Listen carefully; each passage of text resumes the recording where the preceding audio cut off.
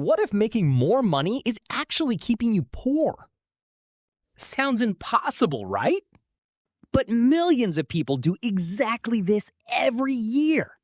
They get a raise and immediately upgrade their lifestyle. Better car, better apartment, more expensive everything. And somehow their bank account barely changes. This is called lifestyle inflation. Your income goes up, but your definition of normal goes up too. And that's the trap. More income doesn't automatically create more wealth. Income is what you earn. Wealth is what you keep and grow. You can earn a lot of money and still own very little. You can also earn less and quietly build real wealth.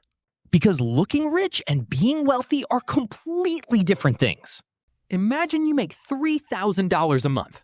Then you get promoted and suddenly make $5,000. But your lifestyle grows to $5,000 too. Then you make $8,000 and somehow you're still waiting for payday. You didn't get richer, you just built a more expensive treadmill. And there's an even bigger problem. Higher expenses don't just cost money. They also cost you freedom. Because every monthly expense becomes something you have to keep earning for. Wealthy people think differently about their extra income. Wealthy people think differently about their extra income. They use some of that money to buy assets. Assets can grow while you're busy doing something else.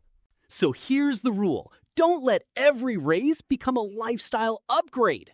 Let part of your raise buy freedom instead. Because getting richer isn't about earning more. It's about keeping more, investing more, and needing less.